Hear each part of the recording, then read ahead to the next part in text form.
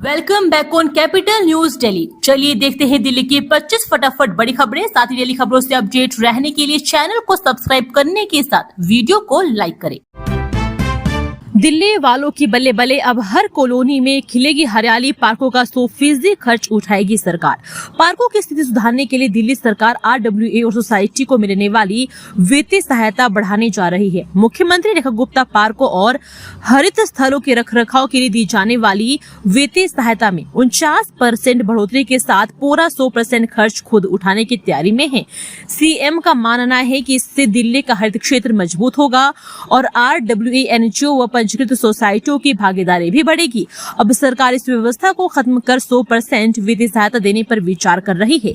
CM Rekha Gupta हरित क्षेत्र बढ़ाने के लिए नए पार्कों के निर्माण और विकास को बढ़ावा देना चाहती है। इसके लिए दी जाने वाली एकमुश्त सहायता राशि को 1 लाख रुपए प्रति एकड़ से बढ़ाकर 2.9 लाख रुपए प्रति एकड़ करने का प्रस्ताव है। दिल्ली वालों को बड़ी सौगात, LG ने कर दिया बड़ा ऐलान। रोहिणी और नरेला के लिए भी घोषणा। दिल्ली के लोगों के लिए बड़ी खुशखबरी सामने आई है। दरअसल दिल्ली के 3 इलाकों के लिए LG तरनजीत सिंह संधू ने बड़ी घोषणा कर दी है। इन इलाकों को बड़े फाइनेंशियल सेंटर के रूप में निर्माण करने की तैयारी है। LG ने DDA को यहाँ कई तरह के निर्देश दिए हैं। अगर आम जल्द पूरा हो जाता है तो ये दिल्ली का IT और फाइनेंशियल हब बन सकता है।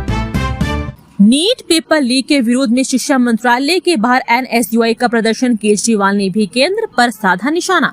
नीट परीक्षा रद्द किए जाने को लेकर जहां NSUI के कार्यकर्ताओं ने जहां जमकर प्रदर्शन किया, तो वहीं आप संयोजक अरविंद केजरीवाल ने भी सरकार पर जमकर हमला बोला। बता दें कि नीट परीक्षा पेपर में लीक के विरोध में मंगलवार को national students union of India ने शिक्षा मंत्रालय के बाहर प्रदर्शन किया। यह प्रदर्शन NSUI के राष्ट्रीय अध्यक्ष विनोद जाखड़ के नेतृत्व में हुआ, जिसमें बड़ी संख्या में कार्यकर्ता शामिल हुए। प्रदर्शन के दौरान शिक्षा मंत्रालय के बाहर भारी पुलिस बल तैनात रहा। दिल्ली पुलिस के साथ CRPF और अन्य सुरक्षा बलों की मौजूदगी में इलाके को पूरी तरह छावनी में बदल दिया गया। प्रदर्शन शुरू होने से पहले ही पुलिस प्रशासन ने सुरक्षा व्यवस्था को लेकर बैरिकेडिंग लगा दी थी। इसके बावजूद प्रदर्शनकारी बैरिकेडिंग पर चढ़ गए और केंद्र सरकार तथा शिक्षा मंत्रालय के खिलाफ जमकर नारेबाजी की। NSUI ने आरोप लगाया है कि लगातार हो रहे पेपर लीक ने मेहनत करने वाले विद्यार्थियों का भविष्य अंधकार में डाल दिया है। दिल्ली EV पॉलिसी 2026, 700 हितधारकों ने दिए सुझाव। जाने दिल्ली सरकार का अगला मेगा प्लान। राजधानी दिल्ली को प्रदूषण मुक्त बनाने और इलेक्ट्रिक वाहनों को हब के रूप में विकसित करने की दिशा में दिल्ली सरकार तेजी से कदम बढ़ा रही है। सरकार की महत्वाकांक्षी ड्राफ्ट दिल्ली EV पॉलिसी 2026 को जनता और उद्योग जगत का भारी समर्थन मिला है। 30 दिनों तक सार्वजनिक डोमेन में रहने के बाद अब इस पॉलिसी पर सुझावों और फीडबैक का अंबार लग गया है। इस नई नीति के जरिए दिल्ली सरकार का लक्ष्य इलेक्ट्रिक वाहनों की संख्या में रिकॉर्ड बढ़ोतरी करना और चार्जिंग इंफ्रास्ट्रक्चर को गली मोहल्लों तक पहुंचाना है। नीति में 2 व्हीलर, 3 व्हीलर, ई-रिक्शा और माल वाहक वाहनों पर विशेष ध्यान दिया गया है। बैटरी रिसाइकलिंग और वाहन स्क्रैपेज के लिए प्रावधान शामिल किए जा रहे हैं। ड्राफ्ट में इलेक्ट्रिक वाहन खरीदने वालों के लिए सब्सिडी और अन्य रियायतों का भी खाका तैयार किया गया है। दिल्ली सरकार का बड़ा फैसला। आयुर्वेद चरक संस्थान में शुरू होगी होम्योपैथी और यूनानी OPD। आयुष पद्धतियों को मिलेगा बढ़ावा।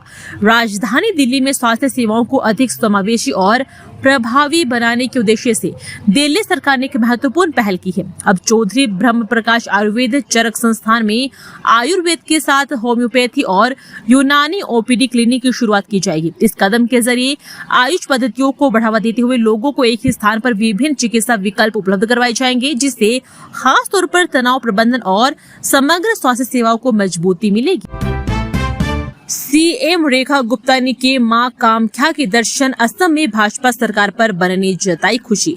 दिल्ली के मुख्यमंत्री रेखा गुप्ता ने मंगलवार को असम के कामाख्या मंदिर में मां कामाख्या के दर्शन किया। इस मौके पर मुख्यमंत्री रेखा गुप्ता ने असम में तीसरी बार भाजपा सरकार बनने पर खुशी जताई। उन्होंने कहा, यह मां कामाख्या का आशीर्वाद है कि असम में तीसरी बार भाजपा सरकार बन रही है। हम प्रधानमंत्री मोदी की 2047 तक विकसित भारत बनाने के संकल्प को पूरा करने के लिए काम कर रहे हैं।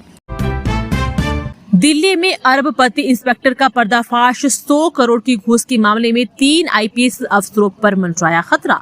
द्वारका के नारकोटिक सेल में हुई सीबीआई रेड का मामला तूल पकड़ता जा रहा है। दरअसल सीबीआई ने रिश्वत कांड में रेड के दौरान सेल के इंचार्ज रहे सब इंस्पेक्टर सुभाष यादव को भी गिरफ्तार कर लिया है। सूत्र ने बताया कि जांच में सुभाष के 100 करोड़ से ज्यादा के लेन देन का खुलासा हुआ है। यही कारण है कि आगे की पूछताछ के लिए आज सीबीआई यादव को कोर्ट में पेश कर रिमांड की मांग करेगी। यही नहीं, इंस्पेक्टर का लिंक 3 आईपीएस ऑफिसर से भी मिला है। इस बारे में सीबीआई ने अपनी रिपोर्ट पीएमओ को भी भेज दी है, जिसके बाद मामले में बड़ा एक्शन होना तय माना जा रहा है।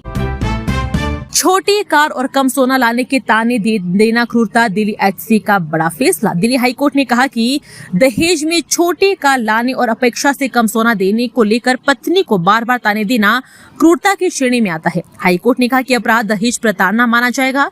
जस्टिस सुनकांता शर्मा की पीठ ने यह टिप्पणी मृत महिला के पिता और राज्य सरकार की तरफ से दायर पुनर्विचार याचिकाओं पर सुनवाई करते हुए की। याचिकाओं में सेशन कोर्ट के उस आदेश को चुनौती दी गई थी जिसमें महिला के पति को दहेज, मृत्यु और क्रूरता के आरोपों से मुक्त किया गया था। पीठ ने पति के खिलाफ दहेज उत्पीड़न के तहत क्रूरता का आरोप बहाल कर दिया, लेकिन दहेज हत्या के तहत दहेज मृत्यु के मामले में सेशन कोर्ट द्वारा दी गई बराहत बरकरार रखी है। मृतका के पिता ने आरोप लगाया था कि शादी के शुरुआती 2 महीनों के बाद उनकी बेटी को दहेज को लेकर लगातार प्रताड़ित किया जाने लगा। बिना अनुमति पेड़ों की छंटाई नहीं, दिल्ली सरकार की एसओपी पर रोक, क्या बोला हाईकोर्ट।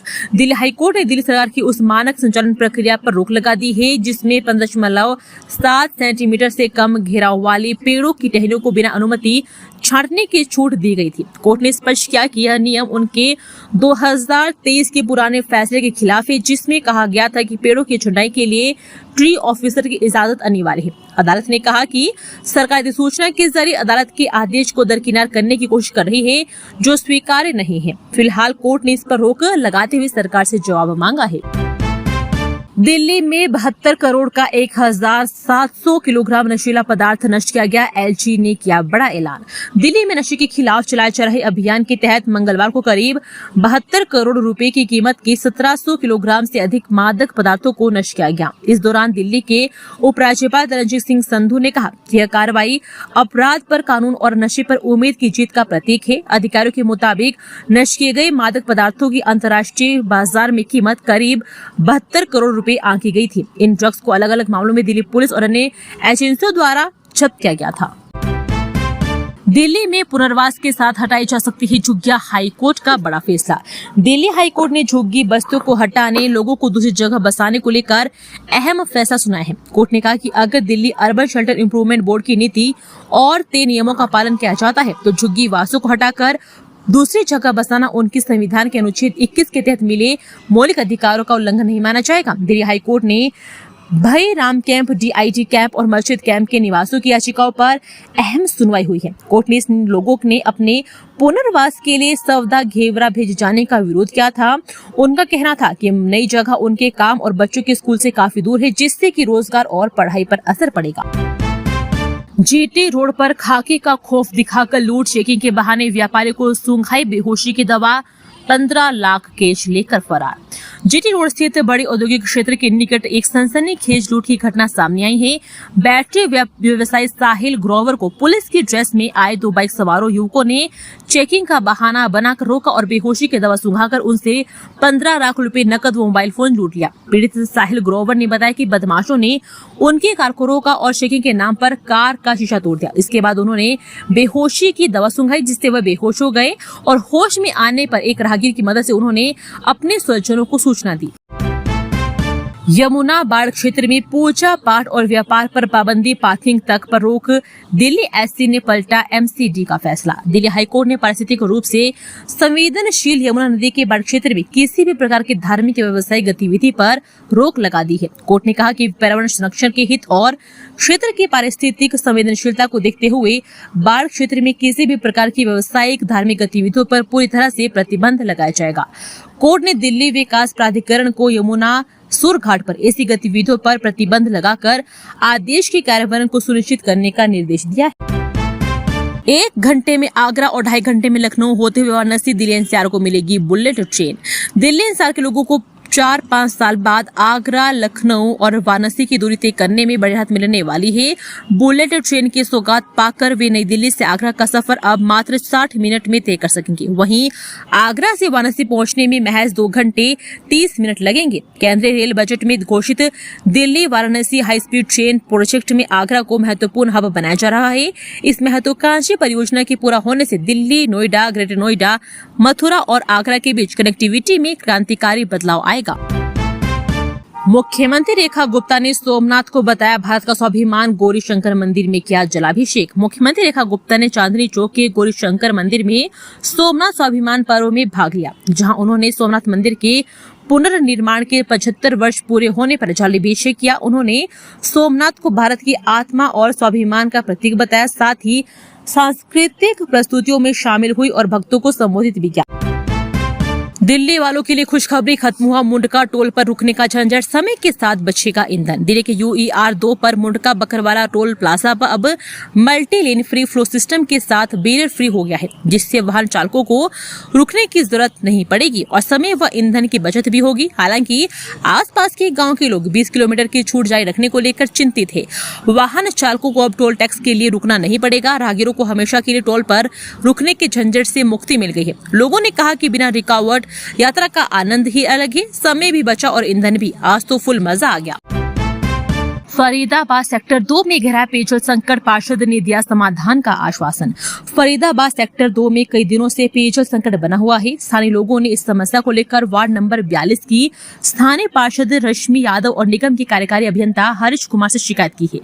सेक्टर वासी गजेंद्र सिंह बेनीवाल, RD गुप्ता का कहना है कि गर्मी का मौसम होने के कारण पेयजल संकट का जल्द से जल्द समाधान किया जाना चाहिए, ताकि लोगों को परेशानी का सामना न करना पड़े। यमुना बाढ़ क्षेत्र में पूजा पाठ और व्यापार पर पाबंदी, पार्किंग तक पर रोक। दिल्ली SC ने पलटा MCD का फैसला। दिल्ली हाईकोर्ट ने पारिस्थितिक रूप से संवेदनशील यमुना नदी के बाढ़ क्षेत्र में किसी भी प्रकार की धार्मिक या व्यवसायिक गतिविधि पर रोक लगा दी है। कोर्ट ने कहा कि पर्यावरण संरक्षण के हित और क्षेत्र की पारिस्थितिक संवेदनशीलता को देखते हुए बाढ़ क्षेत्र में किसी भी प्रकार की व्यवसायिक धार्मिक गतिविधियों पर पूरी तरह से प्रतिबंध लगाया जाएगा। कीर्ति नगर में हाई वोल्टेज ड्रामा, कुत्ते की मौत पर भड़की महिला ने गार्ड को सरेराह पीटा, मुख्य दर्शक बनी रही पुलिस। पश्चिम दिल्ली के कीर्ति नगर इलाके में एक वीडियो इंटरनेट मीडिया पर तेजी से वायरल हो रहा है।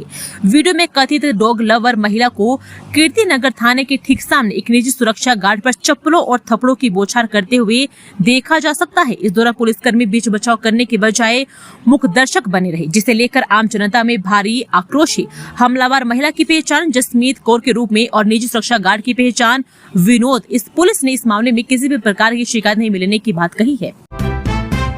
जनकपुरी स्कूल दुष्कर्म, पुलिस ने हाईकोर्ट में जमानत को चुनौती दी, स्कूल की मान्यता रद्द होने का खतरा। जनकपुरी के SS मोटा Singh senior secondary model school में 3.5 साल की बच्ची से दुष्कर्म के मामले में कानूनी और प्रशासनिक कार्रवाई तेज हो गई है। द्वारका सेक्टर से 57 वर्षीय आरोपित केयरटेकर को मिली जमानत के खिलाफ दिल्ली पुलिस ने उच्च न्यायालय में अपील दायर करने का फैसला किया है।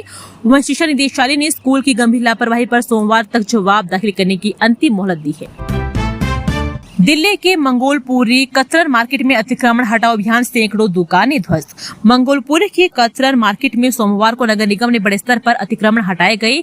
R ब्लॉक से लेकर Q ब्लॉक तक 1 किलोमीटर से अधिक लंबे सड़क मार्ग के किनारे व फुटपाथ पर अवैध रूप से बनाई गई सैकड़ों छप्पर नुमा दुकानों पर बुलडोजर चला। 3 घंटे चले बुलडोजर ने अनुमानित 300 से 350 अस्थायी दुकानों को गिराया।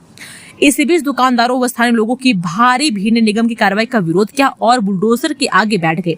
घंटे भर हंगामे व तनाव की स्थिति बनी रही। पुलिस की बार-बार चेतावनी के बावजूद लोग सड़क से नहीं हटे। लोगों के भारी विरोध के चलते नगर के दस्ते और कार्रवाई बीच में छोड़कर उन्हें जाना पड़ा। कतरत मार्केट में अतिक्रमण का मुद्दा दैनिक जागरण ने 11 मई के अंक में प्रमुखता से उठाया है। न्यू अशोकनगर में सीलिंग के डर से 250 दुकानें हुई बंद, शटर हटाकर खड़ी की गई दीवारें। सुप्रीम कोर्ट के आदेश पर दिल्ली में संपत्तियों के दुरुपयोग को लेकर किए जा रहे सर्वे से बचने के लिए दुकानदारों ने अलग तरीके निकाल दिए हैं। सर्वे में नाम आने के डर से दुकानदार अपनी संपत्तियों को फिर से रिहायश में बदल रहे हैं।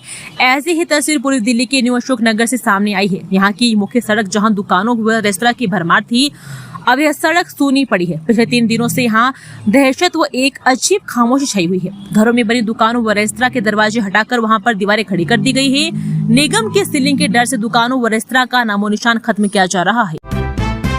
अब हिंदू राव के डॉक्टर भी कहलाएंगे प्रोफेसर, एसोसिएट प्रोफेसर और असिस्टेंट प्रोफेसर। दिल्ली नगर निगम संचालित नॉर्थ डीएमसी मेडिकल कॉलेज की शैक्षणिक प्रगुणवत्ता बढ़ाने के लिए हिंदू राव अस्पताल के 90 विशेषज्ञ डॉक्टरों को अकादमिक पदनाम दिए गए हैं। ये कदम राष्ट्रीय चिकित्सा आयोग की 2025 गाइडलाइन के तहत उठाया गया है।